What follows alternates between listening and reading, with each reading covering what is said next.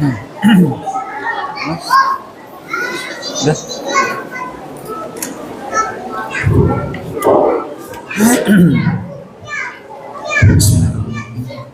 Assalamualaikum warahmatullahi wabarakatuh. Alhamdulillah wassalatu wassalamu ala Rasulillah wa ala alihi wa sahbihi wa mawalah ma ba'd. Bapak dan Ibu kaum muslimin dan kaum muslimat yang dirahmati oleh Allah Subhanahu wa taala.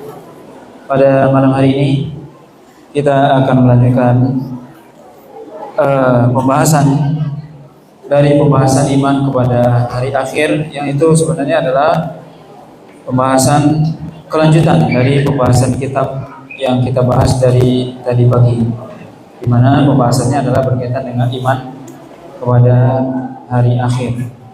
Dan mungkin sedikit sebelum kita mulai, kita mengingatkan kepada ibu-ibu, para akhwat, bahwasanya kamar mandi untuk ibu-ibu itu di sekolah, ya. Bukan yang biasa, karena yang biasa dipakai untuk laki-laki, karena kita jumlahnya sangat banyak.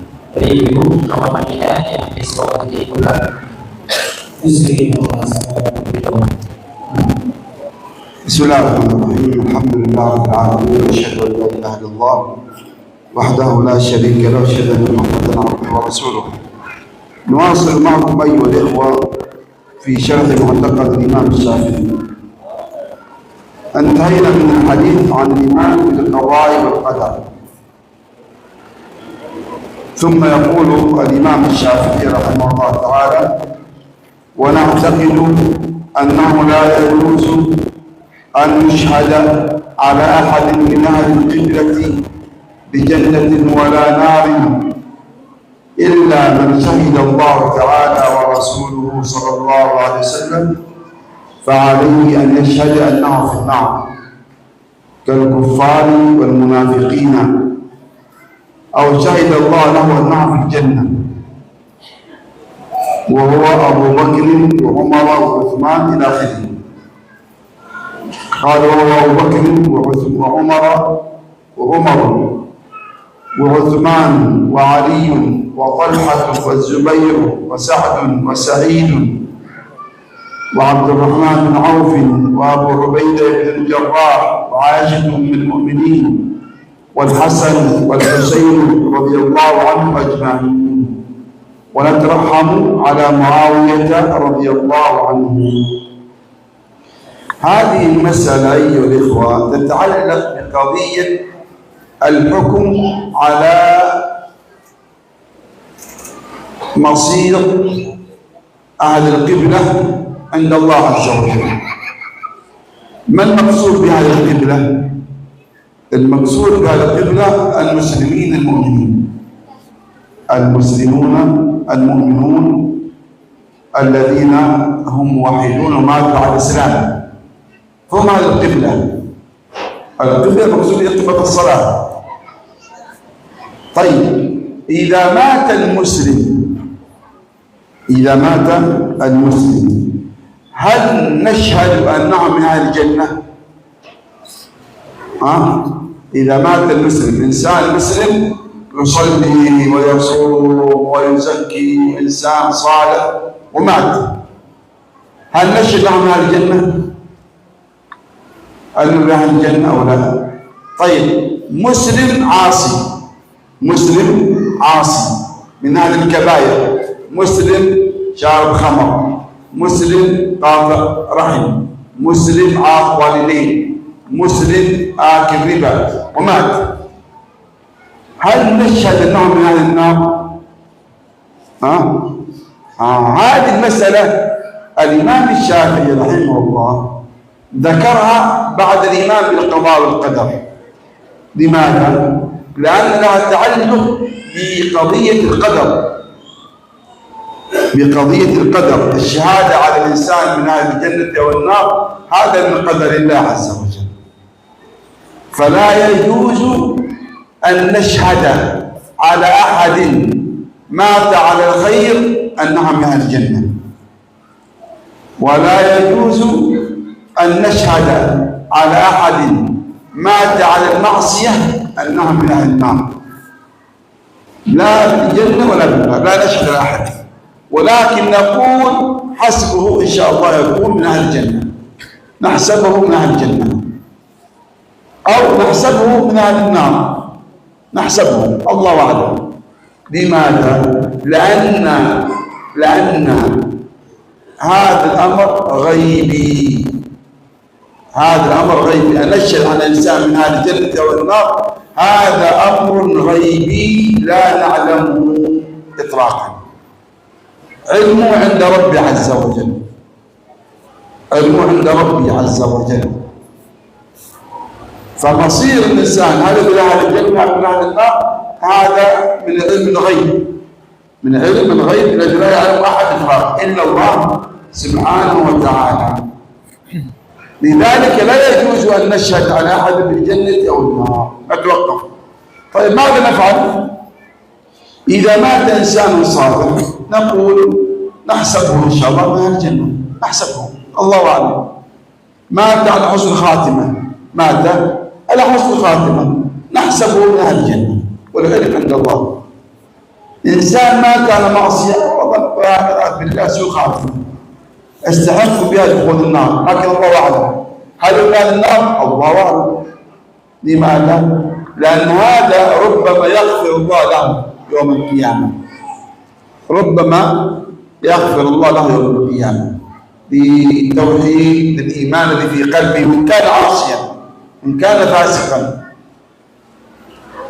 وذاك الذي مات على الطاعة والعبادة ربما يكون أهل النار، إن كان الظاهر أنه من أهل الجنة، فالظاهر أنه عمل صالح، لكن ربما بينه وبين الله عمل سيء كان يعلمه فيغفر له فيصلنا النار. لذلك لا يجوز أن نشهد لأحد بدخول الجنة أو النار. شيخ. Nah, kemudian kita meyakini bahwasanya tidak boleh kita bersaksi atas seseorang dari ahlul kiblah dengan surga ataupun neraka kecuali orang-orang yang Allah SWT bersaksi kepadanya dan Rasulnya bahwasanya dia dan juga Rasulnya, maka hendaknya dia menyaksikan bahwasanya dia termasuk ahlun nar, misalnya adalah orang-orang kafir atau orang munafik, atau Allah SWT sendiri yang memberitahu kita atau bersaksi bahwasanya dia di surga, seperti Abu Bakar, Umar, Utsman, Ali, Thalha, Zubair, Sa'ad, Sa'id, wa Abdurrahman ibnu Auf, kemudian Abu Ubaidah bin Jarrah, Aisyah, Hasan wal Husain radhiyallahu taala anhum ajma'in. Mereka para sahabat ini yang dipersaksikan dengan surga. Permasalahan ini ya disebutkan ini adalah permasalahan yang berkaitan dengan bagaimana nanti ahlul kiblah kedudukan mereka di sisi Allah SWT. Siapa ahlul kiblahnya? Itu mereka kaum muslimin, orang-orang Islam dan orang-orang mukmin. Yang misalnya ya, seorang dari kaum muslimin itu meninggal, apakah kita boleh bersaksi atau mengatakan dengan pasti memastikan bahwasanya dia termasuk penduduk surga? Atau sebaliknya, ada orang muslim yang dia misalnya minum khamar, makan riba, durhaka, memutuskan silaturahim dan sebagainya, apakah kita juga boleh mengatakan dia masuk neraka? Maka ini adalah persoalan yang tentunya kita tidak boleh menjazam atau memastikan hal itu. Disebutkannya persoalan ini setelah iman kepada takdir adalah karena memang ada kaitannya dengan masalah takdir. Bahwasanya tidak boleh kita bersaksi atau memastikan seseorang yang meninggal dalam kebaikan misalnya itu dengan surga Allah SWT, atau sebaliknya juga tidak boleh kita bersaksi atau memastikan seorang yang meninggal dalam perbuatan buruk itu dengan neraka. Kenapa tidak boleh? Karena ini semua adalah persoalan yang ghaib yang hanya Allah saja yang tahu. Tidak ada yang tahu hakikatnya kecuali hanya Allah SWT. Kemudian apa yang kita lakukan kalau ada yang meninggal? Maka kita berharap baginya surga. Kalau ada yang meninggal dari orang yang baik, dia suka beribadah kepada Allah SWT, maka kita berharap bahwasanya dia termasuk penduduk surga. Dan sebaliknya juga, ya kalau ada orang yang meninggal yang dia melakukan perbuatan maksiat dan dosa, ya bisa jadi dia itu diampuni oleh Allah SWT, kita tidak tahu hakikatnya. Dan bisa juga ada juga orang yang dia melakukan kebaikan tapi itu hanya secara zahirnya, maka kita tidak tahu hakikat dari hal itu semua, maka tidak boleh kita memastikan bahwasanya si fulan ini termasuk penduduk surga atau dia penduduk neraka, tapi kita hanya bisa berharap atau mendoakannya. Nah, هذا الحكم أيها الإخوة لا يجوز أن نشهد على أحد من هذه القبلة لا بالجنة ولا بالنار. هل على إطلاقه؟ لا، ليس على إطلاقه. لماذا؟ هناك استثناء. ما هو الاستثناء؟ هناك الاستثناء نستثني من هذا الحكم من شهد الله ورسوله أنهم من أهل الجنة، أو شهد الله ورسوله أنهم من أهل النار. فمن شهد الله ورسوله أنهم من أهل الجنة صدقنا وعملنا من أهل، قطعنا أنهم من أهل الجنة. ومن شهد الله ورسوله أنهم من أهل النار قطعنا أنهم من أهل النار. مثل أبو لهب مات مشركا، هل من أهل النار؟ نعم ليس. لماذا؟ لأن الله شهد له أنهم من أهل النار. صح؟ الكفار اليهود النصارى المشركون الذين ماتوا على الشرك نشهد أنهم من أهل النار، لأن الله عز وجل ذكر في كتابه أنهم من أهل النار خالدين فيها. المنافقون أيضا نقطع أنهم من أهل النار إذا ماتوا عن النفاق. هذا يسمونه الحكم العام في الكفار والمشركين والمنافقين. كذلك نشهد لمن شهد الله ورسولهما بأنهم من أهل الجنة، مثل العشرة المبشرون بالجنة. العشرة المبشرون بالجنة هؤلاء شهد لهم الرسول صلى الله عليه وسلم أنهم من أهل الجنة، فنجزم ونقطع أنهم من أهل الجنة. وهم من؟ أبو بكر الصديق وعمر بن الخطاب وعثمان وعلي، تمام، وطلحة بن عوام والزبير بن طلحة بن عبيد الله وزبير بن عوام طلحة، نعم طلحة بن عبيد الله والزبير بن عوام وسعد بن أبي وقاص وسعيد بن زيد، وأقرأ بالترتيب هنا، وعبد الرحمن بن عوف وأبو عبيدة عامر بن الجراح. هؤلاء 10، هؤلاء شهد لهم النبي من أهل الجنة فسموا العشرة المبشرين على الجنة. هؤلاء ليس نعتقد ونقطع أنهم من أهل الجنة. لماذا؟ لأن النبي صلى الله عليه وسلم شهد لهم الجنة، تمام. كذلك أم عائشة، غير 10 منهم عائشة رضي الله عنها، الحسن، الحسين، فاطمة بنت الرسول، بلال، عمار بن ياسر وغيرهم من الصحابة ممن شهد لهم النبي أنهم من أهل الجنة، فهؤلاء نقطع أنهم من أهل الجنة. قالوا نترحم على معاوية بن سفيان، أيضا صحابي جليل، نترضى عنه ونترحم عليه رضي الله تعالى عنه. Nah, apakah hukum ini secara mutlak, yaitu bahwasanya kita tidak boleh memastikan kepada seseorang itu termasuk penduduk surga atau neraka? Apakah ini secara mutlak? Ternyata tidak. Ada pengecualian di mana kita boleh memastikan seseorang termasuk penduduk neraka ketika Allah SWT memang memastikannya. Seperti Abu Lahab misalnya. Abu Lahab itu Allah SWT sebutkan dalam Quran bahwasanya dia termasuk penduduk neraka, maka kita memastikannya karena Allah SWT yang menyebutkannya.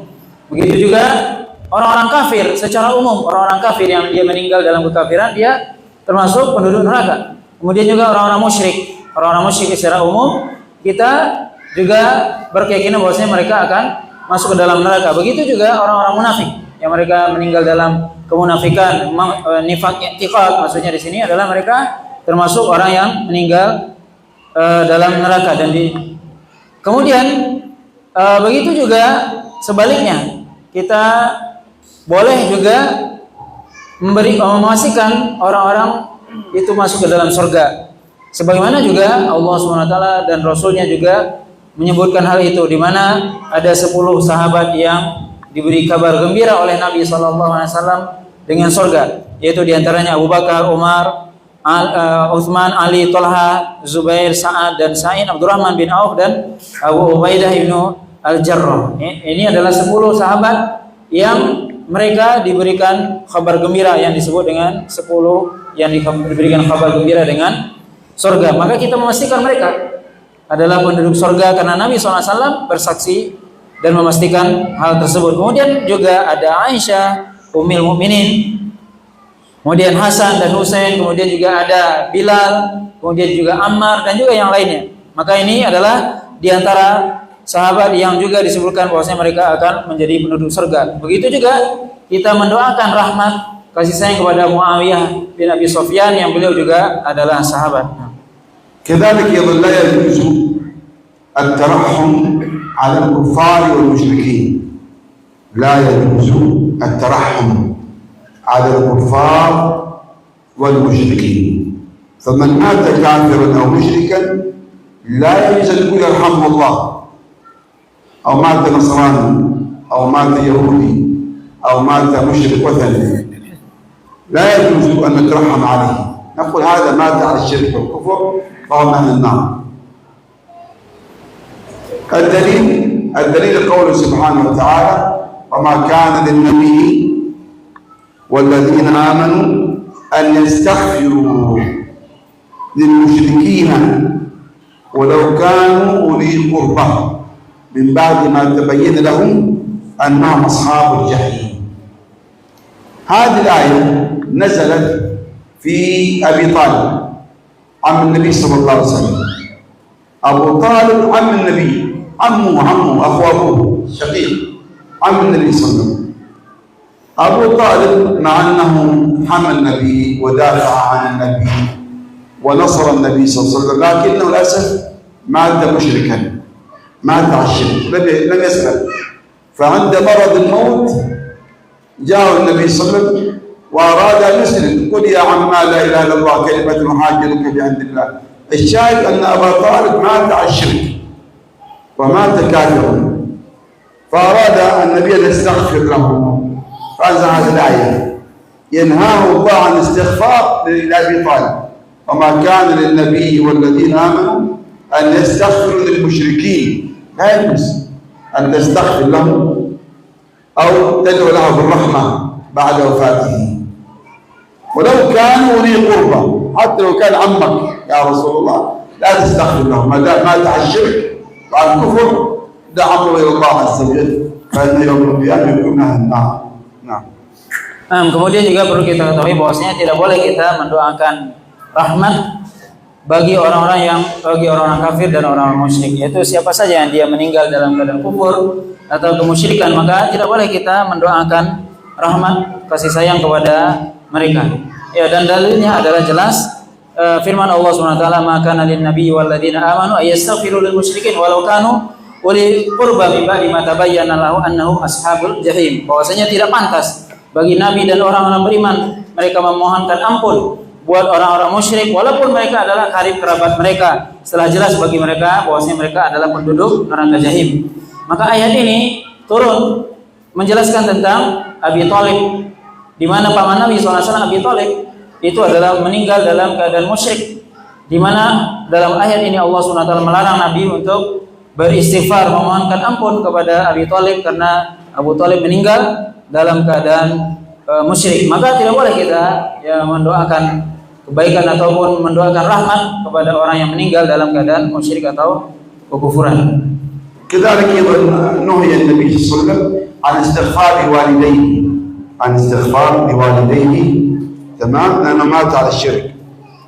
وقيل إن هذه الآية نزلت في هذا الأمر في والدي النبي صلى الله عليه وسلم. في تفسير آخر يقول في التفسير أن هذه الآية نزلت في والدي النبي عندما أراد أن يستغفر لهما، فوالدي الذي مات على الشرك وعلى الكفر، ونهى الله أن يستغفر لهما، إلا استثناء فقط في إبراهيم. الله فقط استثنى إبراهيم أن أستغفر لأبيه، لكن كان إبراهيم يرجو من الإسلام لكن مات على الشرك والكفر. نعم. Nah, kemudian juga disebutkan bahwasanya ayat ini, sebagian ulama mengatakan bahwasanya ayat ini berbicara tentang larangan kepada Nabi SAW untuk beristighfar kepada kedua orang tua Nabi SAW yang kedua orang tuanya meninggal dalam keadaan musyrik. Ya. Sebagian ulama mengatakan seperti itu. Maka dilarang kita ya secara umum mendoakan atau beristighfar kepada orang yang dia meninggal dalam keadaan musyrik. Ya kecuali ada pengecualian di dalam Nabi Ibrahim alaihissalam. Ya. Pengecualian pada Nabi Ibrahim yang beliau beristighfar untuk bapaknya. Ini tentunya pengecualian. نعم. قال الإمام الشافعي: والدليل على أنه لا يجوز أن يشهد على أحد إلا من استثني من الجملة. من استثني من الجملة أي من استثني من الكفار أو المؤمنين بالقطع والجزم بأنهم من أهل النار أو من أهل الجنة، لأن هذا من أمر الغيب. هذا من أمر الغيب، بمعنى أن مصير الإنسان بعد الموت الجنة والنار هذا غيب لا نعلمه إلا ما جاء الدليل عليه فنثبته ونقطع به. وقد قال تعالى: قل لا يعلم الغيب قل لا يعلم من في السماوات والأرض الغيب إلا الله وما يشعرون أيام يبعثون. فدل على أنه لا يجوز أن نشهد على أحد بجنة ولا نار. نعم، لا يجوز. ولو كان يعني في الظاهر مسلما في الظاهر صالحا لكن هذا لا يختم به، وكما قال النبي صلى الله عليه وسلم: إنما الأعمال بالخواتيم. إنما الأعمال بالخواتيم. فربما رجل تجد مسلم مؤمن تقي صالحا سبحان الله يختم له بسوء الخاتمة فيموت من أهل النار، وربما رجل من أهل النار يعمل السيئات والموبقات والكبائر ثم يأتي الأجل عند الموت فيتوب ويستغفر الله فيموت على الإسلام والتوبة فيغفر الله له عز وجل. لذلك لا ندري بمصير الإنسان بعد موته، هذا علم عند ربي عز وجل. وقد جاء في السنة الصحيحة أن النبي صلى الله عليه وسلم ذكر عنده رجل صالح من الصحابة، ذكر عنده رجل صالح ذكروا جهاده وصلاحه وصلاته، فقال النبي صلى الله عليه وسلم: هو في النار. الصحابة استغربوا: يا رسول الله هذا رجل يجاهد ويفعل ويفعل ويفعل، قال هو في النار، شاهد منه في النار. فالصحابة أحد الصحابة تحكم أمر، فهذا الرجل في أحد الغزوات أصيب بجرح في أحد الغزوات فلم يتحمل الألم ولم يتحمل الجرح فقتل نفسه فصار من النار كما خبر النبي صلى الله عليه وسلم. لذلك أنت قد ترى الرجل الصالح في ظاهره ولكن نحسن الظن فيه أنه إن شاء الله مات على حسن خاتمة وخير فهو من أهل الجنة. وقد ترى الرجل المعصية لكن ما تدري ما بينه وبين الله عز وجل، ربما يكون بينه وبين الله عمل صالح يشفع له يوم القيامة فيدخل الجنة. لذلك نقول أمره إلى الله ولا نعلم بمصيره والله أعلم. Nah, kemudian di sini disebutkan bahwasanya dalil tentang kita tidak boleh bersaksi bahwasanya atau memastikan seorang itu dengan surga atau neraka, ya kecuali yang dikecualikan oleh Allah SWT secara umum, yaitu baik dari kalangan orang mukmin ataupun orang-orang kafir, di mana Allah SWT dan Rasulnya ada mengecualikan dari orang mukmin ataupun orang kafir di antara. Kenapa? Karena itu adalah perkara yang gaib, yang tidak ada yang mengetahui kecuali hanya Allah SWT saja. Allah SWT berfirman, ini dalilnya adalah Allah SWT mengatakan: "Qul la ya'lamu man fil ardi wal ard Qul la ya'lamu man fis samawati wal ardil ghaiba illallah wa ma yashuruna ayyana yub'atsun." Katakanlah bahwasanya tidak ada yang mengetahui dari penduduk langit ataupun bumi ini, tidak ada yang mengetahui yang gaib kecuali hanya Allah semata, dan mereka tidak mengetahui kapan mereka akan dibangkitkan. Maka ini adalah dalil bahwasanya kita tidak boleh memastikan seorang termasuk penduduk surga ataupun neraka. Dan juga kita bisa melihat seseorang, ada bisa jadi seorang itu melakukan kebaikan secara zahir dia baik, tapi belum tentu ya. Karena Nabi SAW mengatakan innamal a'mal bil khawatim, bahwasanya amalan seseorang itu dilihat dari akhirnya. Ya bisa jadi seorang melakukan amal kebaikan, naudzubillah, kemudian dia melakukan keburukan, kemudian akhir dari amalannya adalah keburukan. Atau sebaliknya, ada orang yang dia melakukan maksiat, dosa dan sebagainya, tapi dia akhirnya atau di akhir hidupnya dia bertaubat kepada Allah SWT. Maka kita tidak mengetahui hakikat dari orang tersebut. Pernah disebutkan bahwasanya Rasulullah di hadapan Nabi SAW ada orang yang soleh, yang dia berjihad, taat kepada Allah SWT. Kemudian para sahabat memujinya. Kemudian Rasulullah SAW mengatakan dia adalah penduduk neraka. Maka para sahabat kemudian heran. Kemudian ternyata di setelah satu peperangan itu sahabat ini terluka.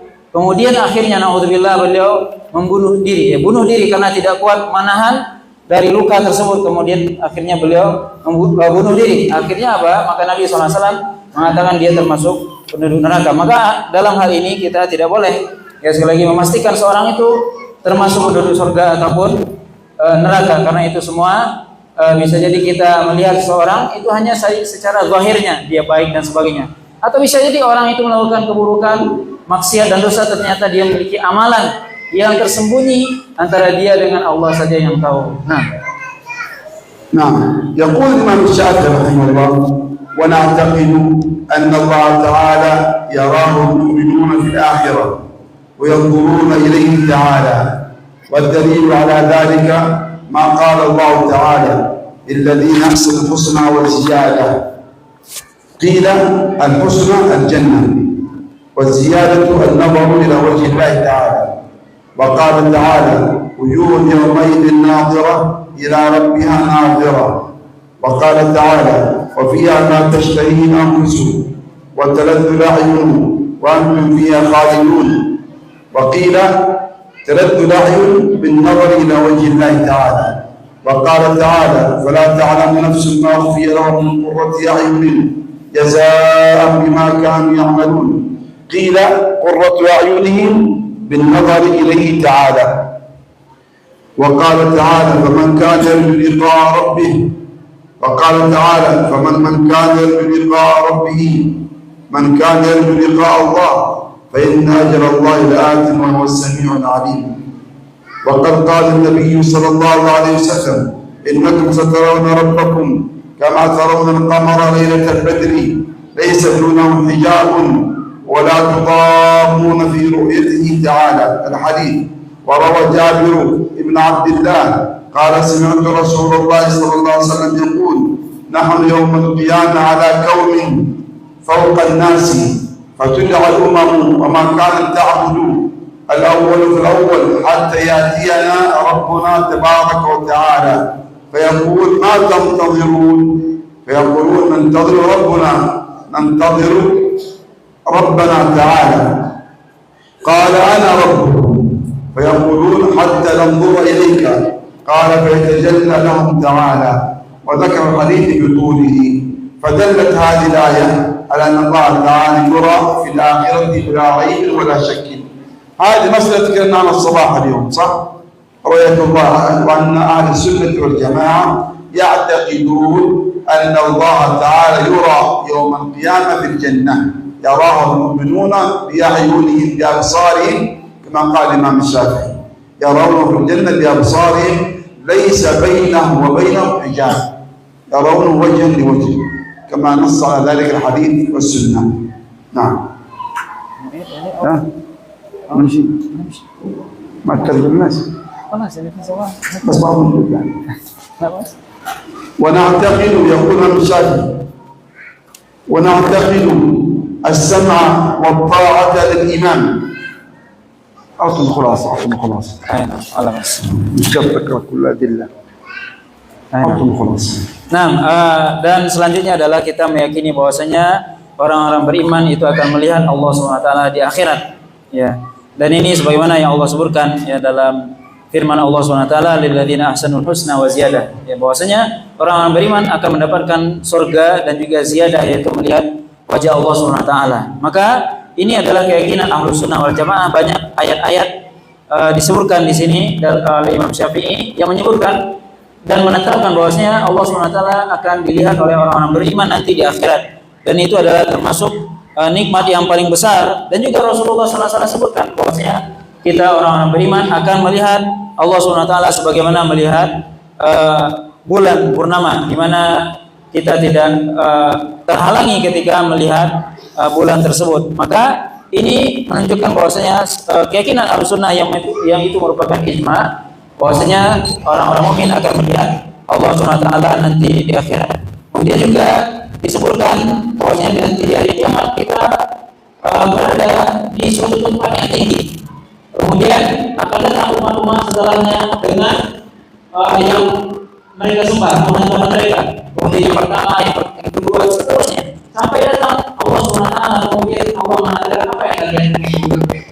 Kemudian orang-orang beriman mengatakan, kami menunggu Rabb kami. Maka kemudian Allah mengatakan, akulah Rabb kalian.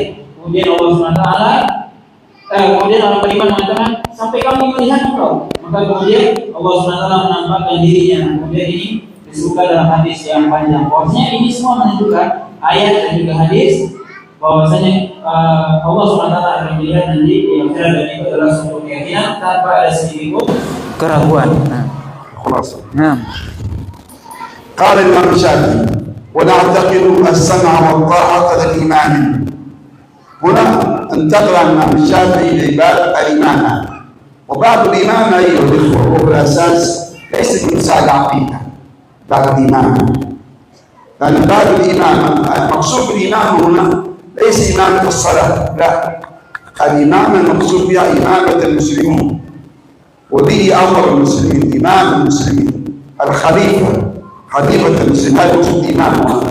هذا الباب أصلا ليس من كتب العقيدة، وليس من مباحث العقيدة، هو من مباحث الفقه والسياسة الشرعية، لكن أدرج في كتب العقيدة لأن حصل فيه نزاع ما بين أهل السنة وما بين الشيعة والخوارج في هذه المسألة الإمامة، ولذلك أصبح شعارا لأهل السنة القول بإمامة المسلمين، خلافا للشيعة والخوارج الذين الشيعة يحصرون الإمامة في أهل البيت فقط، أو في من هو من أهل البيت الاثنى عشر.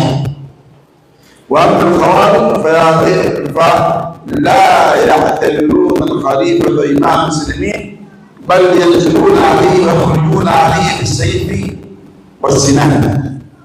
لذلك أهل السنة من شعارهم القول بالسمع والطاعة لإمام المسلمين الذي أجمع المسلمون على إمامته واتفق على الحل والعقل على إمامته ليكون خليفة للمسلمين. فيقول الإمام الشافعي: ونعتقد السمع والطاعة للإمام، أي إمام المسلمين وهو جماعة المسلمين، وهو الخليفة من قريش، من قوله تعالى: أطيعوا الله وأطيعوا الرسول وأولي الأمر منكم. من هم أولي الأمر؟ قيل أولي الأمر الخلفاء، وقيل الأمراء والفقهاء، وكل هذا القول صحيحا. الله أمر: قل أطيعوا الله وأطيعوا الرسول وأولي الأمر منكم. شوفوا، كرر الفعل مرتين: أطيعوا الله وأطيعوا الرسول، أطيعوا وأطيعوا، أطيعوا الله وأطيعوا الرسول. ثم في الأمر لم يقل أطيعوا الأمر منكم، لا، وإنما قال أولي الأمر منكم. لماذا؟ لأن طاعة أولي الأمر من طاعة الله ورسوله، من طاعة الله ورسوله. فنحن عندما نطيع أولي الأمر فهذا الباب التعبد، نطيعه في المعروف كما جاء في السنة. قال صلى الله عليه وسلم: لا طاعة إلا في المعروف، لا طاعة إلا في المعروف. أما إذا أمر بمعصية أو كفر أو شرك فلا طاعة للمخلوق في معصية الخالق. وقد قال صلى الله عليه وسلم: أطيعوا من ولي عليكم ولو كان عبدا حبشيا. وقال صلى الله عليه وسلم: الأئمة من قريش، فصححه النعم. Nah, kemudian adalah kita meyakini bahwasanya kita wajib mendengar dan taat kepada imam. Yang dimaksud adalah khalifah, yaitu pemimpin dari kalangan Quraisy, di mana di sini disebutkan ya imam di sini maksudnya bukanlah imam sholat, tapi adalah imam kaum muslimin, khalifah, pemimpin yang besar, yang mana sebenarnya pembahasan imamah ini bukan pembahasan adil, adalah pembahasan tinggi, yaitu dalam pembahasan siasat syariah, siasat atau politik Islam yang sesuai dengan syariat. Itu sebenarnya, tetapi para ulama menyebutkan ini dalam kitab-kitab akidah karena adanya perbedaan masalah imamah ini dengan dua sekte, yaitu Syiah dan Khawarij, di mana orang Syiah berkeyakinan bahwasanya imamah ini hanya berhak pada orang ahlul bait saja. Kemudian juga ada orang Khawarij itu justru mereka tidak menganggap pemimpin yang ada, justru mereka biasanya keluar memberontak dari pemimpin yang ada. Maka ini adalah penyebab ya, karena adanya perbedaan prinsip yang sangat prinsipil antara Ahlus Sunnah dengan Syiah dan Khawarij. Makanya para ulama di sini menyebutkan tentang bab imamah dalam pembahasan akidah, walaupun sebenarnya adalah pembahasan tinggi. Kemudian Allah SWT di sini menyebutkan firman-Nya, Allah wa Rasulullah itu, yaitu taat kepada Allah dan taat kepada Rasul dan pemimpin di antara kalian. Maka di sini taat kepada Allah dan taat kepada Rasul, ya, dan juga pemimpin di antara kalian. Di mana kita mentaati pemimpin adalah dalam hal-hal yang ma'ruf, dalam hal-hal kebaikan. Ketika selama dia memerintahkan yang baik, maka ketika itulah kita taat kepadanya. Sebagaimana di sini disebutkan ulil amri al-khulafa wal umara wal fuqaha, yaitu pemimpin adalah para khalifah, para pemimpin yang berkuasa. Nah, قال الإمام الشافعي نعتقد وجوب الصلاة على كل من مات من القبلة إلا المبتدعة، لأن وجوب الصلاة فرض على الكفاية، وقد قال تعالى النبي صلى الله عليه وسلم وصل عليه إن صلاتك سكن لهم، وأمر النبي صلى الله عليه وسلم بالصلاة على الموتى. هنا هذه المسألة قضية الصلاة على كل من مات من أهل القبلة، من أهل المسلمين، كل من مات من أهل القبلة يجب الصلاة عليه، حتى لو كان عاصيا، حتى لو كان فاسقا، حتى لو كان من أهل الكبائر، فيصلى ما دام مسلم يصلى عليه. قال إلا المبتدعة، هذا الاستثناء الإمام الشافعي رحمه الله هو استثناء للمبتدعة الذين لهم بدعة مفسقة وبدعة مكفرة. فبعض أهل البدع لا يصلى عليه من باب الزجر. استثنى الإمام الشافعي المبتدعة أي الذين لهم بدعة منكرة أو بدعة مفسقة أو بدعة مكفرة. هذا البدعة المكفرة طبعا يعتبر كافر ليس مسلما، أو من أهل البدع من الذين اشتهروا ببدعة ضلالة، اشتهر ببدعة ضلالة. لماذا يصلى عليه؟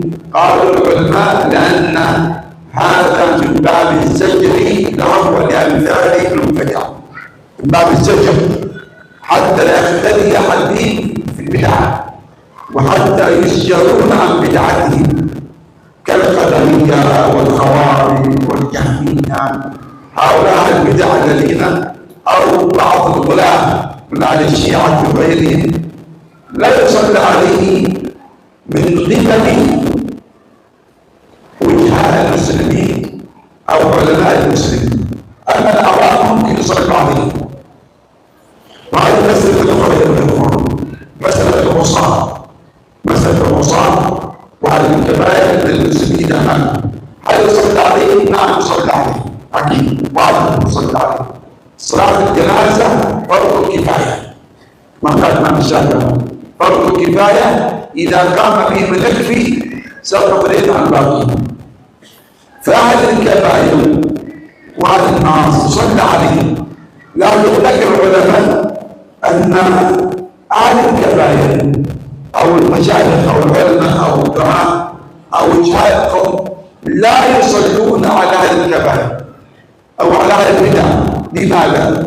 قال من باب الزجر، من باب الزجر لهم حتى ينزجر الناس ويتعظون به في تلك الكبائر والبدع. ودليل ذلك ما ثبت في الصحيح أن النبي أتي له بجنازة لرجل يصلي عليه أن يصلي عليه، فقالوا أحفاده وأولاده يا رسول الله إنه مات وعليه دين، فقال صلوا على ميتكم لا صلوا عليه. فرفض النبي صلى الله عليه أنه عليه دين، ذمته معلقة بدين لشخص، فرفض النبي أن يصلي عليه. فقام على الصحابة فقال يا رسول الله دين وعلي دين وحكى ساءه دينه. فلما تكفل به ذلك الصحابي صلى عليه النبي صلى الله عليه وسلم.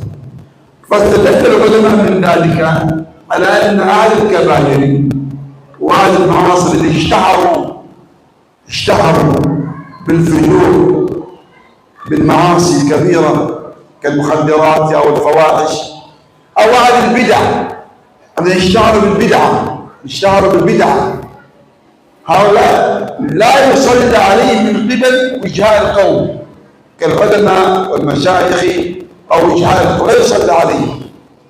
لماذا لا يصلى عليهم؟ قالوا زجرا لهم حتى أن الناس ينزجروا والناس يتعظوا ويعتبروا بحالهم. فإذا كان أهل صاحب معصية أو صاحب بدعة لا يصلى عليه فالناس سينتبهوا ولن يختلف به في معصيته أو في بدعته. لكن عوام الناس ممكن يصلي عليه لا بأس بذلك، لأنه مات مسلما من كان كافرا من كان فاسقا مات مسلما فتجب عليه صلاة الجنازة. Nah, dan kita berkeyakinan bahwasanya wajib mensalatkan orang yang meninggal dalam yang dia termasuk ahlul kiblah atau orang muslim, kecuali pelaku bid'ah. Karena wajibnya salat itu adalah fardu kifayah. Sebagaimana Allah SWT mengatakan kepada nabinya, "Washolli alaihim," dan salatlah kepada mereka, "Inna salataka sakanun lahum," bahwasanya salat engkau akan menjadi penenang bagi mereka. Dan Allah dan Nabi SAW menyuruh menyolatkan orang yang meninggal. Maka di sini disebutkan oleh Imam Syafi'i bahwasanya kita wajib mensolatkan orang yang meninggal dari kalangan kaum muslimin dari ahlul kiblah, baik mereka pelaku dosa besar, maksiat dan sebagainya, kecuali pelaku bid'ah. Dan di sini disebutkan, perlu kita ketahui bahwasanya pelaku bid'ah itu ada dua, ada yang mukaffirah yang itu mengeluarkan seorang dari Islam, maka jelas tentunya dia kalau memang benar dia mukaffirah maka tentunya tidak disolatkan. Kemudian yang kedua mufassaqah, yaitu yang dia bid'ahnya mufassiqah, yang dia menyebabkan dia menjadi orang yang fasik, maka orang ini tetap disolatkan. Tapi ada orang-orang yang tidak menyolatkannya, yaitu para pemimpin, orang-orang yang berpengaruh, para tokoh, mereka tidak perlu menyolatkannya sebagai bentuk zajar, sebagai bentuk pelajaran bagi orang-orang awam kaum muslimin yang lain, bisa mengambil pelajaran ketika mereka melihat ada pelaku dosa dan maksiat yang mereka itu tidak disolatkan oleh para tokoh, maka itu mereka menjadi pelajaran bagi mereka agar mereka tidak melakukan perbuatan dosa dan maksiat. Dan tentunya ya secara umum orang yang melakukan maksiat baik dosa besar atau kecil, maka dia tentunya disolatkan, kecuali tadi oleh orang yang memiliki kedudukan di tengah masyarakat, itu boleh dia tidak menyolatkan orang tersebut sebagai pelajaran bagi kaum muslimin yang lainnya agar tidak jatuh pada dosa yang sama. Adapun orang awam yang lainnya, masyarakat, boleh mereka tetap menyolatkan mereka, karena memang salat jenazah hukumnya adalah fardu kifayah. Dan dalilnya adalah yaitu Rasulullah SAW pernah didatangkan kepada beliau jenazah, yang mana jenazah tersebut dikatakan dia memiliki hutang. Kemudian Nabi SAW mengatakan, salatkanlah teman kalian ini. Nabi SAW ketika itu awalnya tidak mau menyalatkan, kemudian sampai seorang sahabat itu mengatakan saya yang akan menjamin dan menanggung hutangnya oleh Rasul, kemudian baru Rasulullah SAW menyalatkannya. Ini menjadi dalil bagi para ulama bahwasanya seorang yang dia melakukan dosa ataupun maksiat dan dia masyhur melakukan dosa dan maksiat, maka boleh orang-orang yang memiliki kedudukan, yang para tokoh dan sebagainya untuk tidak menyolatkan sebagai pelajaran bagi orang yang lainnya agar mereka tidak melakukan dosa serupa. Nah, ثم يقول رحمه الله أذان في أذان azan dulu. Siapa yang azan? أين المؤذن؟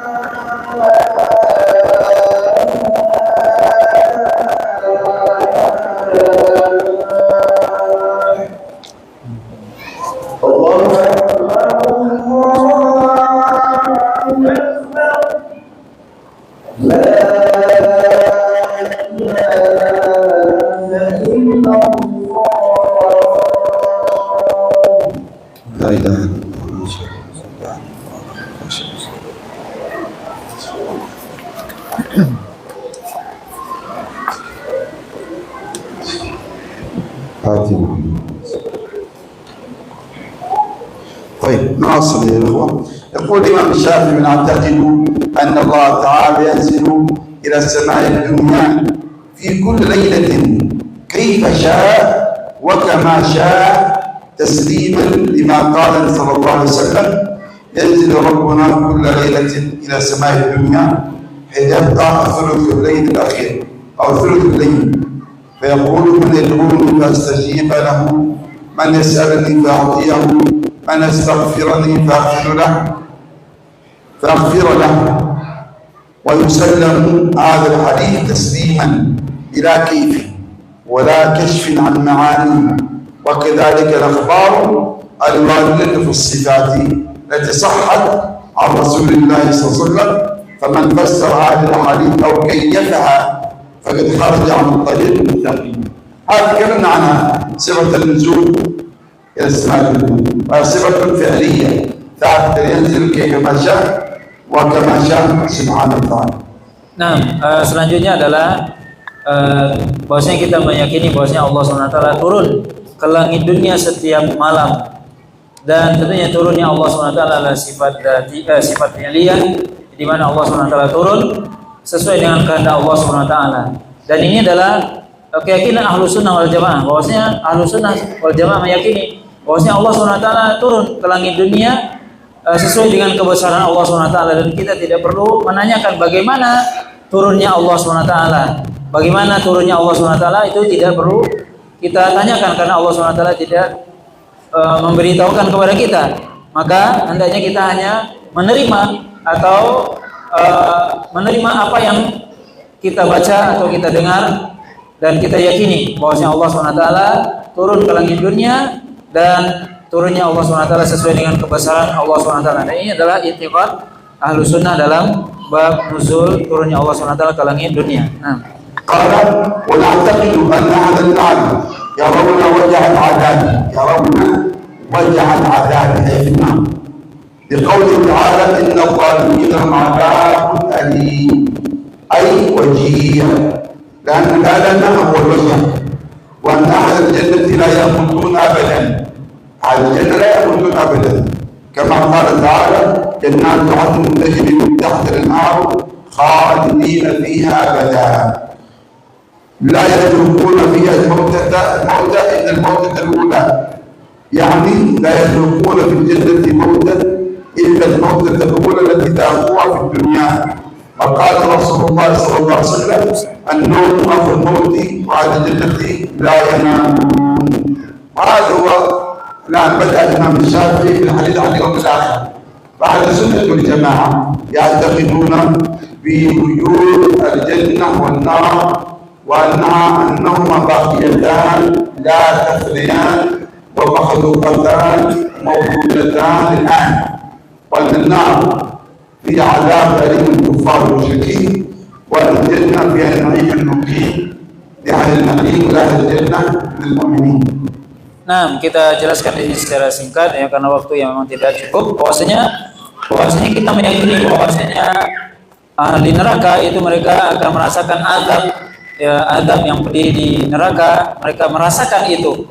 Dan tentunya ini berkaitan dengan keimanan kepada surga neraka. Bahwasanya surga neraka itu adalah ada, dan surga neraka itu sudah ada sekarang, dan surga neraka itu tidak akan hilang atau tidak akan hancur. Tapi surga neraka tetap ada, dan itu adalah keimanan Ahlus Sunnah wal Jamaah bagaimana berkaitan dengan hari akhir, yaitu berkaitan dengan surga neraka. قال ونعتقد أن في القبر نعيما وعذابا كما يريد الله تعالى لعباده، والدليل على ذلك قوله تعالى ولنذيقنهم من العذاب الأدنى دون العذاب الأكبر لعلهم يرجعون. قيل العذاب الأدنى عذاب القبر، وقد روي عن رسول الله صلى الله عليه وسلم قال إن الميت إذا دفن فتح له باب من الجنة ثم يفتح له باب من النار، وذكر حديث بطوله، وقال تعالى ومن عمل صالحا فلأنفسهم يعملون. هذا في باب الإيمان بعذاب القبر، وعذاب القبر أو نعيم القبر أو منازل الآخرة أو منازل الآخرة. وهذا العذاب أو النعيم يسمى حياة البرزخ، حياة البرزخ.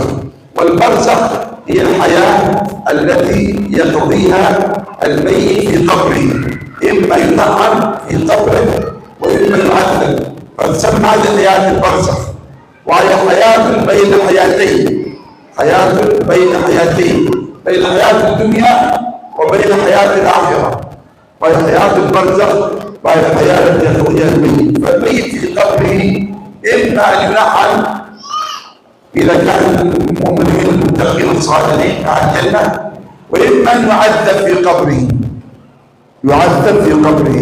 فنؤمن بنعيم القبر وعذابه. فأهل السنة والجماعة يؤمنون بعذاب القبر ونعيم القبر وبفتنة القبر. ما الفرق بينهما؟ عذاب ونعيم القبر أي يشعر به الميت في قبره، يعذب الروح والجسد في قبره، أو ينعم الروح والجسد في قبره. أما الفتنة فمقصود بها سؤال ملكين: من ربك؟ من نبيك؟ ما دينك؟ هذا سبب فتنة القبر. فإن كان من المؤمنين أهل الجنة ثبته الله عز وجل وأجاب عن 3 أسئلة، فيقول ربي الله ودين الإسلام ونبي محمد صلى الله عليه وسلم. وإن كان من أهل النار فيقول الله عز وجل فلا يجيب فيعذب في قبره. فهذه فتنة القبر، فتنة القبر ونعيم القبر وعذاب القبر. فأهل السنة والجماعة يؤمنون بهذه الأمور لأن ثابتة بالدليل من الكتاب والسنة. طيب ما الدليل على عذاب القبر؟ من القرآن قال تعالى في قوله عز وجل ولنذيقنهم من العذاب الأدنى دون العذاب الأكبر. ما هو العذاب الأكبر؟ عذاب النار. طيب ما هو العذاب الأدنى؟ عذاب القبر. عذاب القبر. وقال سبحانه وتعالى أدخل آل فرعون سوء العذاب النار يعرضون عليها غدوا وعشيا ويوم القيامة أدخل آل فرعون أشد العذاب أصلا. النار يعرضون عليها غدوا وعشيا في آل فرعون. ذكر عذابين آل فرعون. العذاب الأول يعرضون على النار غدوا وعشيا. ما هو الغدو؟ بعد الفجر الصباح باكر، والعشي بعد العصر. فيعرض فرعون وقومه وأهل آل فرعون على النار في الغدو والعشي. أين هذا؟ في القبر. في القبر عذبوا بقبورهم في الغدو والعشي. ويوم القيامة أدخل آل فرعون أشد العذاب. ما هو أشد العذاب هذا؟ الثاني هو عذاب النار، عذاب جهنم. إذن هذه الآيتين أثبتتا عذاب القبر وأن الناس يعذبون في قبورهم. أما من السنة فالعلم متواترة كثير مقال القيم على إثبات عذاب القبر ونعيم القبر. نعم. قال السنة والجماعة يؤمنون بعذاب القبر ونعيم القبر وفتنة القبر. نعم. Nah, kemudian kita meyakini bahwasanya di kubur itu ada kenikmatan atau azab. Maka ini adalah i'tiqad Ahlus Sunnah wal Jamaah bahwasanya seorang meyakini bahwasanya di kubur yaitu di barzakh itu seseorang bisa jadi mendapatkan nikmat kubur ataupun mendapatkan azab kubur yaitu di barzakh. Maka dikatakan barzakh adalah pembatas antara dua kehidupan yaitu kehidupan dunia dan kehidupan akhirat. Maka di sini disebutkan tentunya dalil-dalil tentang hal tersebut ya. Kemudian juga perlu diketahui ada juga yang kedua adalah fitnatul qabri yaitu fitnah kubur. Apa yang dimaksud dengan fitnah kubur? Yaitu pertanyaan dua malaikat yang menanyakan siapa roh kamu dan juga apa agamamu dan siapa nabimu. Ini adalah yang disebut dengan fitnah kubur. Ya, di mana Ahlus Sunnah meyakini itu semua. Meyakini bahwasanya di kubur ada nikmat atau azab dan juga meyakini akan adanya fitnah kubur. Ya, fitnah yaitu pertanyaan dari dua malaikat. Dan juga apa dalil akan adanya fitnah kubur atau dalil tentang nikmat atau azab kubur? Ini disebutkan sebagaimana dalam kitab disebutkan dalam surah As-Sajdah bahwasanya kami akan memberikan kepada mereka azab yang kecil sebelum azab yang besar agar mereka kembali. Dan yang maksud dalam azab yang kecil di sini adalah azab kubur dan azab yang besar adalah azab di akhirat yaitu di neraka Allah SWT. Maka ini adalah keimanan dan salah satu dalil ya tentang fitnah kubur. Ini disebutkan dalam Al-Qur'an. Kemudian juga ayat tentang Fir'aun tadi juga disebutkan. Jadi ini ada dua dalil, dua ayat disebutkan menjadi dalil tentang adanya nikmat kubur atau fitnah kubur. Kemudian juga dalil dari sunnah itu banyak sekali. Disebutkan oleh Imam Qayyim bahwasanya hadis yang meriwayatkan tentang fitnah kubur itu sampai derajatnya mutawatir. Nah, كذلك يقول الإمام الشافعي رحمه الله ونعتقد أن البعث بعد الموت حق. الإيمان بالبعث هذا من الإيمان باليوم الآخر.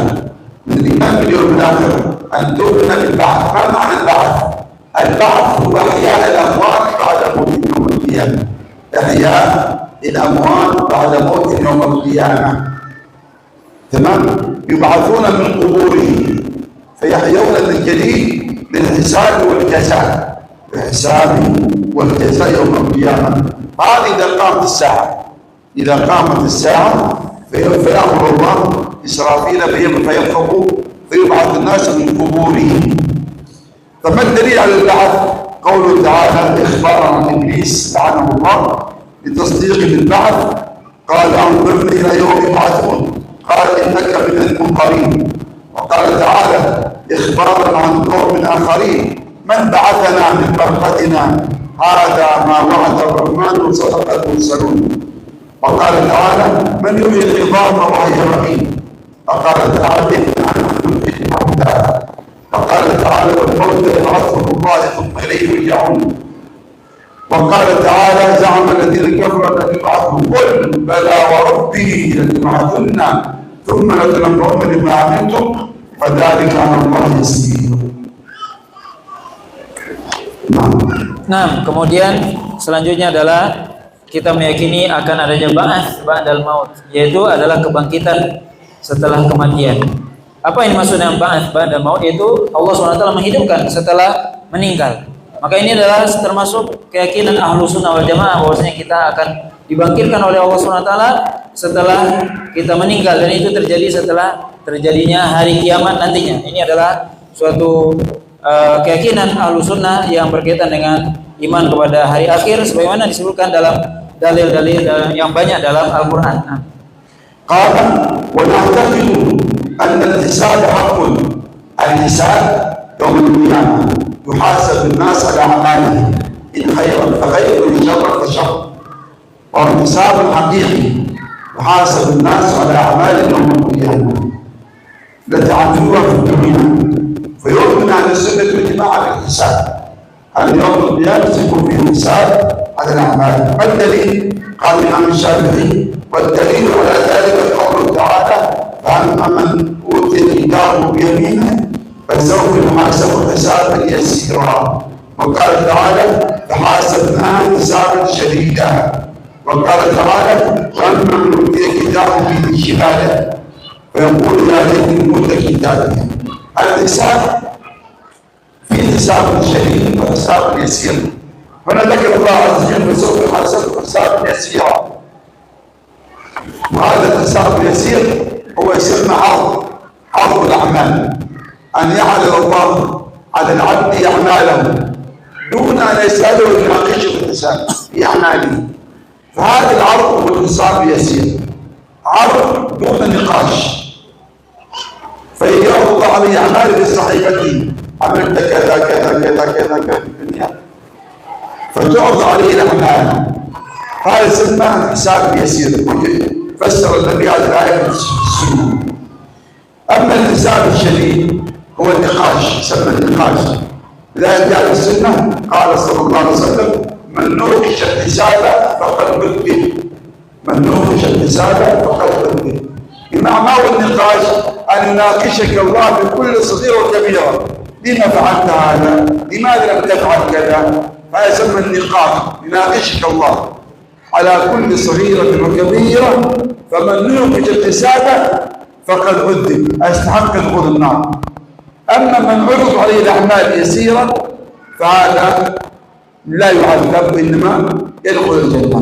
والله تعالى أعلم.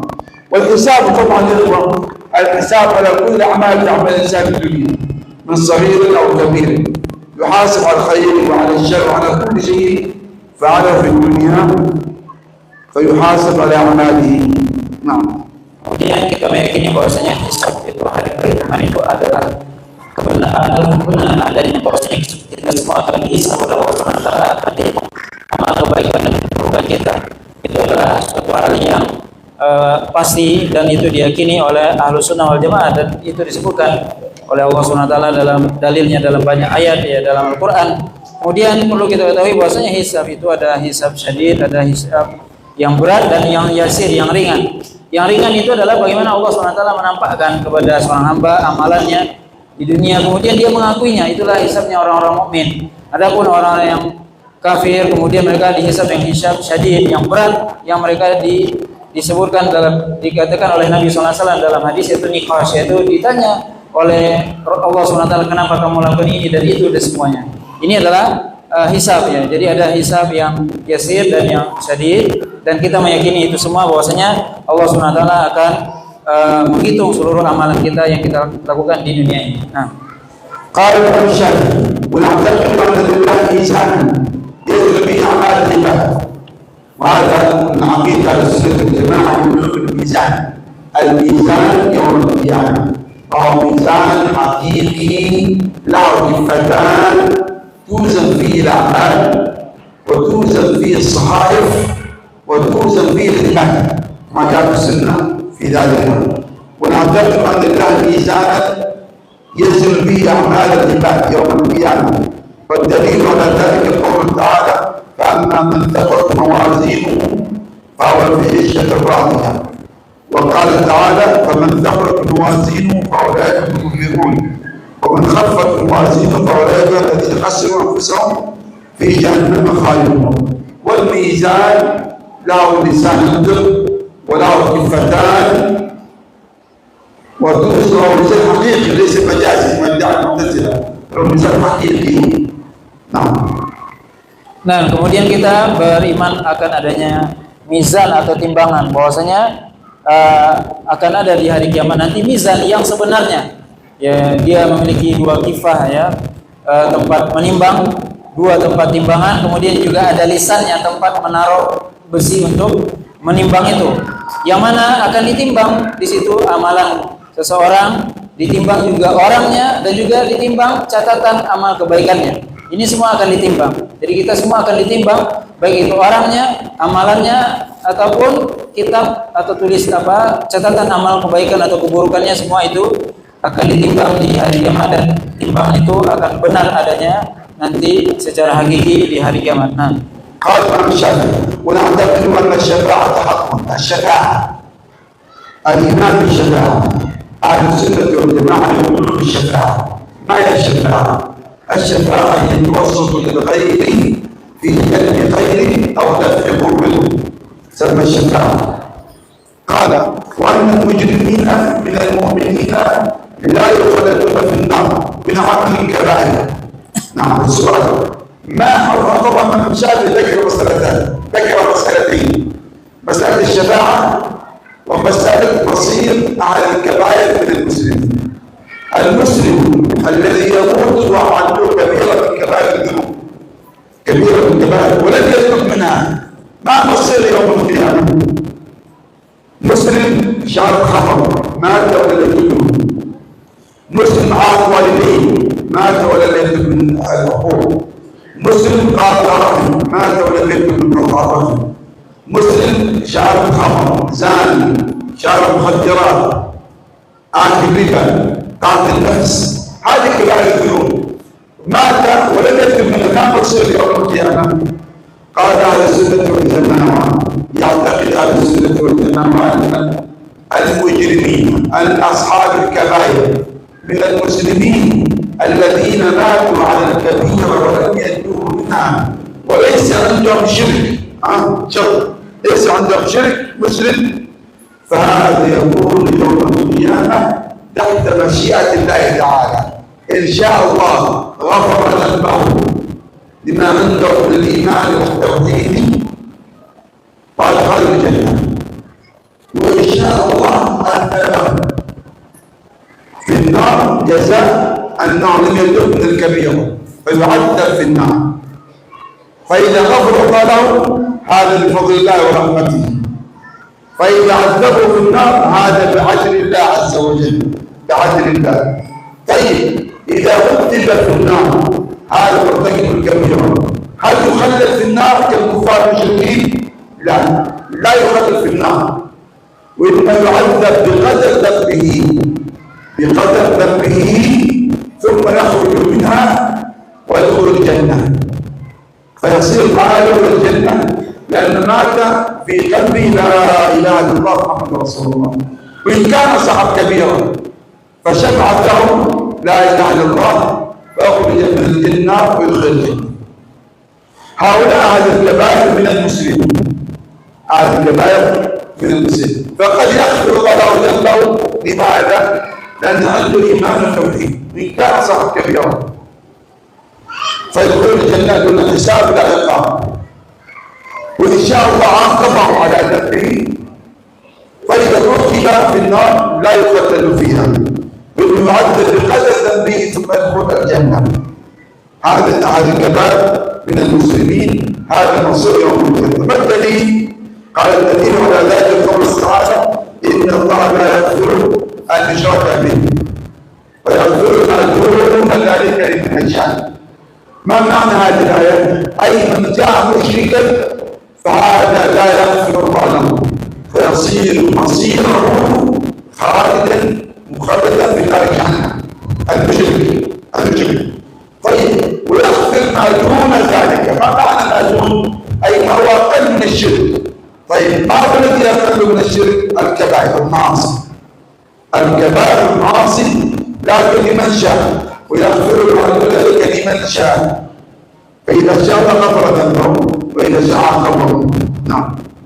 Nah, kemudian kita meyakini akan adanya syafaat nanti di akhirat, dan juga kita meyakini bahwasanya orang-orang yang pelaku dosa besar dari kalangan kaum muslimin, orang-orang mukmin tidak akan kekal di neraka. Maka secara umum adalah orang-orang mukmin dalam penjelasan ini ada dua hal sebenarnya disebut oleh Imam Syafi'i. Pertama tentang syafaat, bahwasanya akan ada syafaat nanti di akhirat.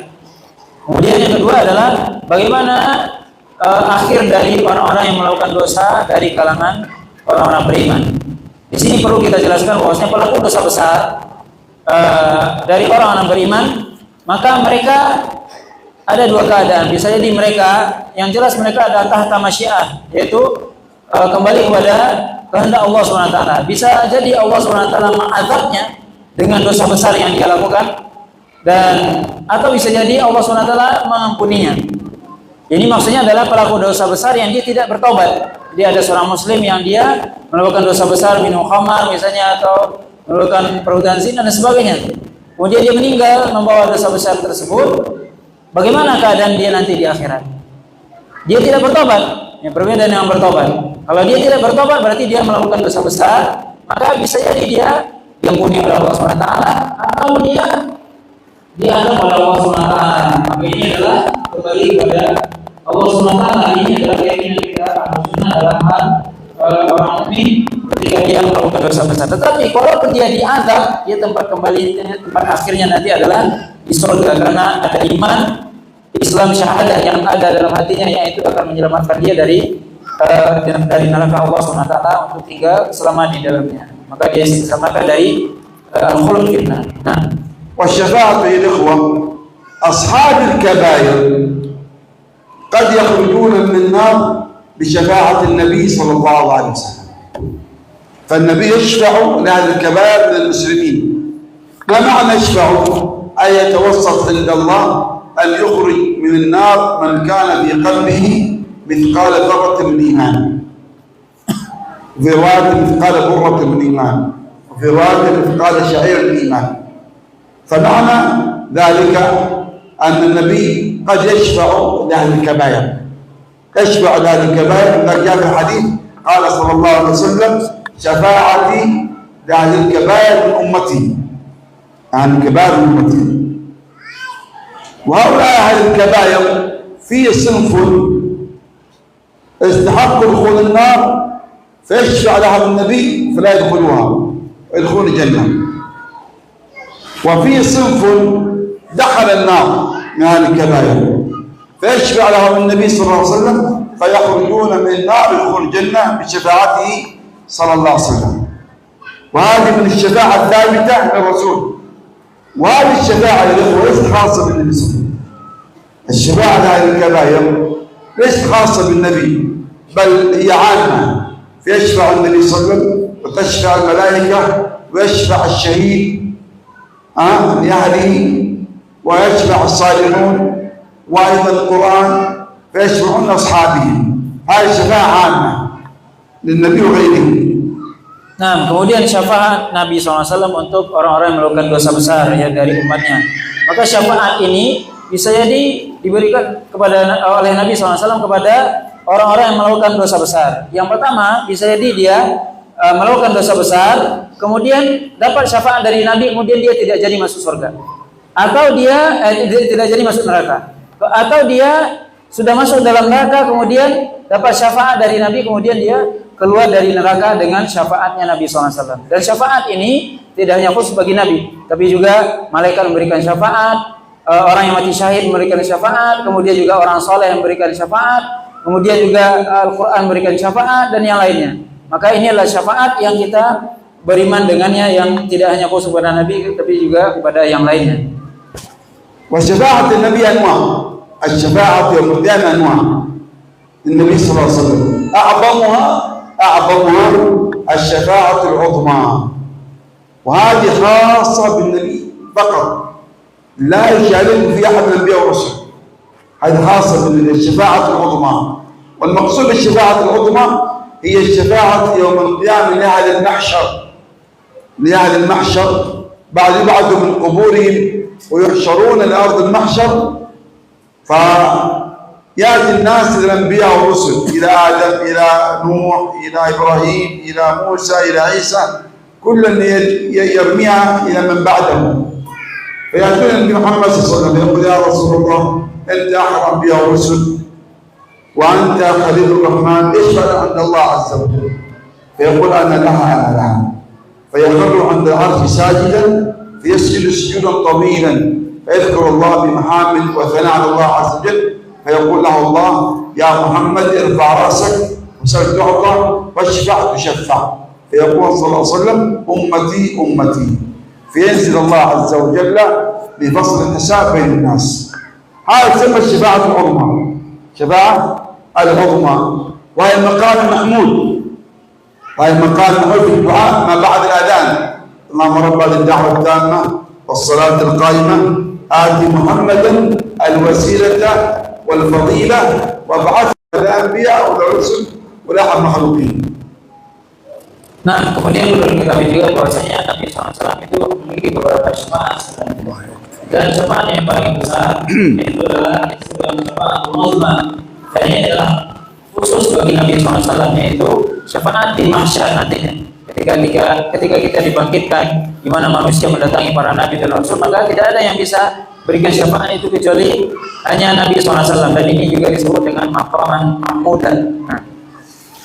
أيضا من شفاعة النبي الشفاعة في استفتاح باب الجنة، في استفتاح أبواب الجنة، أيضا هذه خاصة بالنبي صلى الله عليه وسلم. فبعد أن يأتي المؤمنون إلى باب الجنة يجدون مغلقا فلا يفتح لهم، فيقول لهم ملائكة في باب الجنة لا نفتح لكم حتى يأتي محمد صلى الله عليه وسلم.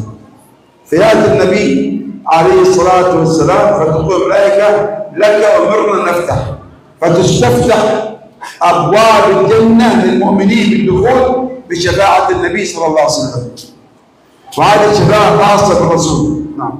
Nah, kemudian juga diantara syafaat Nabi SAW yang juga hanya untuk Nabi khas, yaitu adalah syafaat ketika membuka pintu-pintu surga. Ini hanya buat Nabi SAW saja, bahwasanya Nabi memberikan syafaat dengan terbukanya pintu surga sehingga orang-orang mukmin bisa masuk ke dalam surga.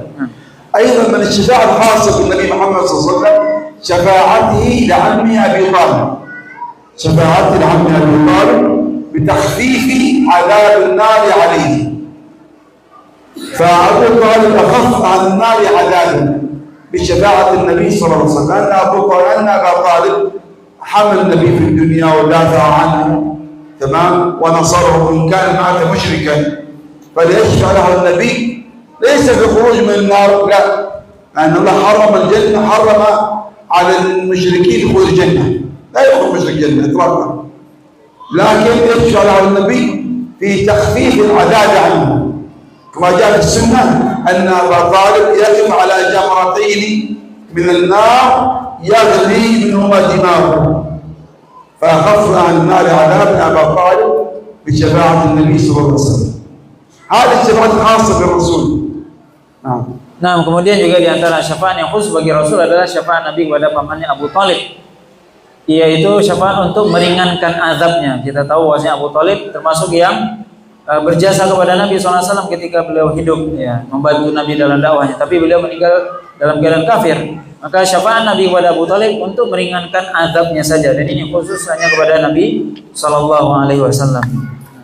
أيضا من شفاعة النبي الشفاعة في رفع درجات أقوام في الجنة، في رفع درجات أقوام في الجنة بشفاعته صلى الله عليه وسلم. لكن هذه الشفاعة ليست خاصة بالرسول، للرسول ولا غير الرسول يشترك فيها غيره، هي عامة. إذا الشفاعة العامة تنتهي شفاعة أهل الكبائر من الخروج من النار أو عدم دخول النار من المسلمين الموحدين، والشفاعة في رفع درجات في الجنة هذه عامة. أما الخاصة بالرسول ثلاثة: شفاعة عم أبي طالب، والشفاعة العظمى، والشفاعة استفتاح أبواب الجنة. Nah, kemudian juga syafaat untuk mengangkat derajat orang-orang beriman di surga.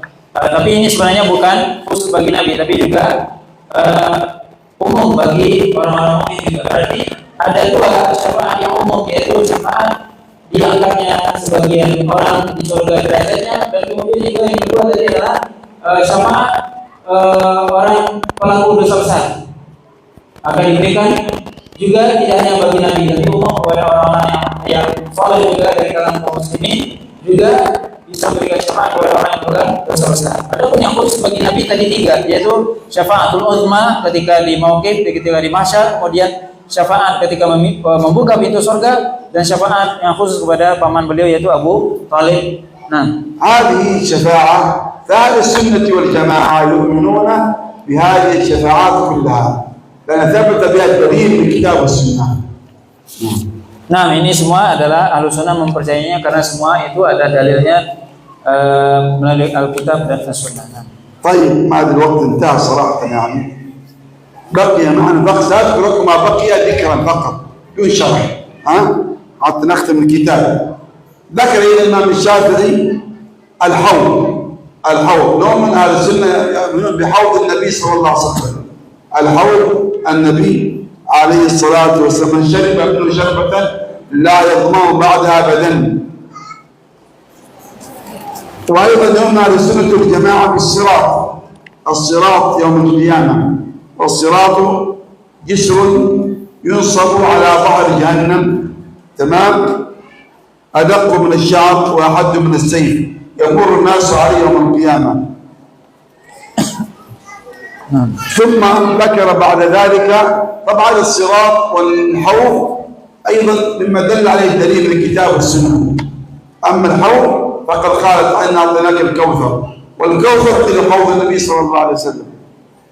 وهذا الحوض طوله شهر وعرضه شهر، ماء أحلى من العسل وأبيض من اللبن، ومن شرب من شربة واحدة لا يظمأ عنها أبدا، ويتشرب منه أمة النبي صلى الله عليه وسلم إلا أهل البدع والأحداث. نعم.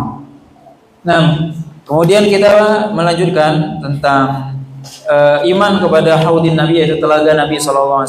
Bahwasanya Ahlussunnah meyakini bahwasanya Nabi SAW memiliki haud, di mana haud itu disebutkan dalilnya diantaranya adalah perkataan Allah SWT, Inna a'tainakal kautsar, di mana panjangnya adalah sebulan perjalanan dan juga lebarnya sebulan perjalanan. Ini siapa yang minum darinya tidak akan haus selamanya. Ini beriman kepada haud. Kemudian juga iman kepada sirat, yaitu sirat adalah jembatan yang membentang di atas neraka jahanam, yang dia lebih halus daripada rambut, lebih tajam daripada pedang, dan semua manusia akan melewati sirat.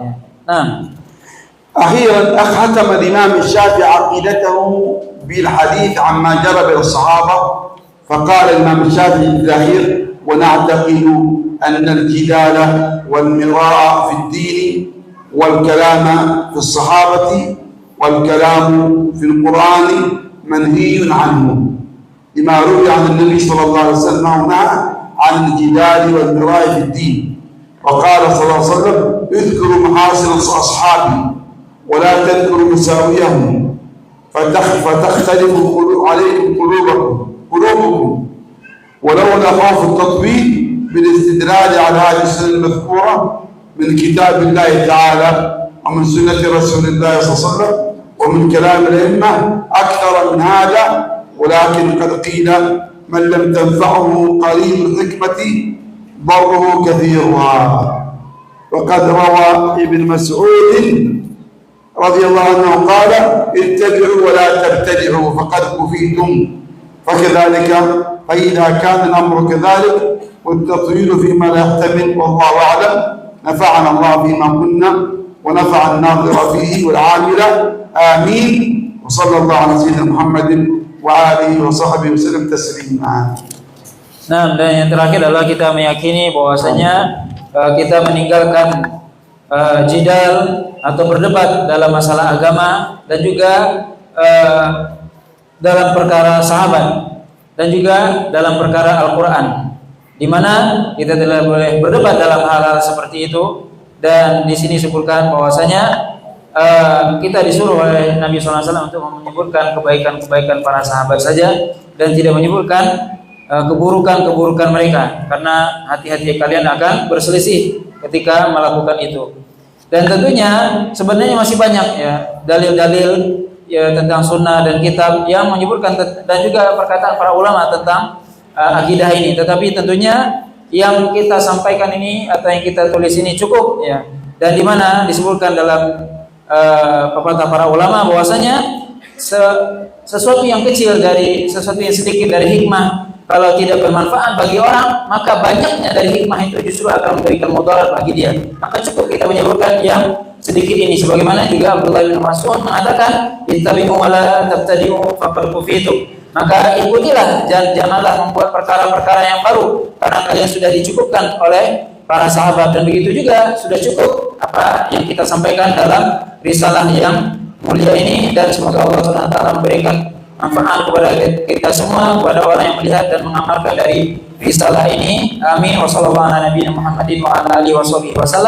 Dan dengan ini berakhir pembahasan kita, dan mudah-mudahan Allah SWT memberikan hidayah dan taufik kepada kita untuk mengamalkan apa yang kita dengar dan kita baca. Wallahu ta'ala a'la wa a'lam. Wassallallahu ala nabiyina Muhammadin wa ala alihi wasallam. الحمد لله انتهينا من شرح الكتاب. صراحة كان جهد الشباب ما شاء الله صبروا وصمدوا وتحملوا وكتبوا جزاهم الله خيرا. لذلك مكافأة لهم سأعطيهم إجازة بهذا الكتاب، لكل من حضر هذه الدورة سأعطيه إجازة بالسماح بهذا الكتاب.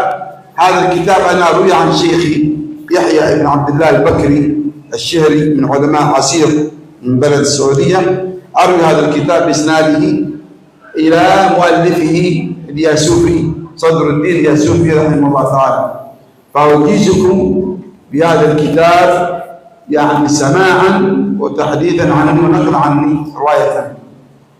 وإن شاء الله سأعطي الشيخ الإجازة كي يوزعها عليكم بإذن الله عز وجل. وأيضا أجيزكم بكتاب آخر في معتقد الإمام الشافعي من رواية الهكاري، من رواية الحسن الهكاري رحمه الله تعالى. وصلى الله وسلم على نبينا محمد وعلى آله وصحبه أجمعين. جزاكم الله خيرا. شكرا لكم جميعا. شكرا للإخوان، شكرا للأخوات، شكرا للأساتذة، شكرا لإدارة المركز والمؤسسة على هذه الاستضافة، وأشكركم على حضوركم والتحمل والصبر، وجزاكم الله خير. نسأل الله عز وجل أن يجعل هذا المجلس في ميزان حسناته يوم القيامة، وأن يغفر الله لنا به إنه لذلك القادر عليه. وصلى الله وسلم على نبينا محمد وعلى آله وصحبه أجمعين. وأنا أجيز كل من حضر هذه الدورة بهذا الكتاب. هل قبلتم؟ قبلتم إن شاء الله. جزاكم الله خير. السلام عليكم ورحمة الله تعالى وبركاته. Jadi saya menyebutkan bahwasanya beliau akan memberikan ijazah kepada yang hadir daurah dari awal tadi juga teman-teman. Maka kita katakan jazakallahu khairan ya, atas apa yang beliau sampaikan, dan tentunya apa yang kita dapatkan di majelis ini mudah-mudahan bermanfaat, kita bisa amalkan semua.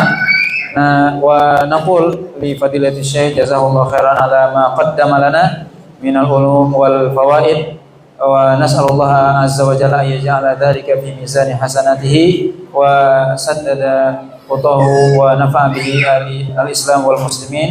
ونسأل الله تبارك وتعالى كذلك أن يكون هذه الزيارة زيارة متكررة فيما بعد ليس هذا الأول والأخير لكنها نطلب من الله ثم من الشيء المزيد من العلوم والفوائد ولعل الله ييسر لنا ما قصدنا وما نوينا wallahu ta'ala a'la wa alam wa jazakumullahu khairan.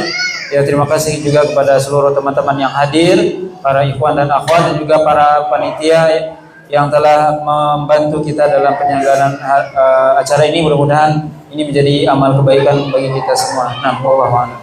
Jazakumullahu khairan wal ijazah lil ikhwan wal akhwat. Nah, ijazah untuk ikhwan dan akhwat semua. Akhwat ya, Pak. Aina ikhwan. Jazakumullahu khairan. Assalamualaikum warahmatullahi wabarakatuh. Waalaikumsalam.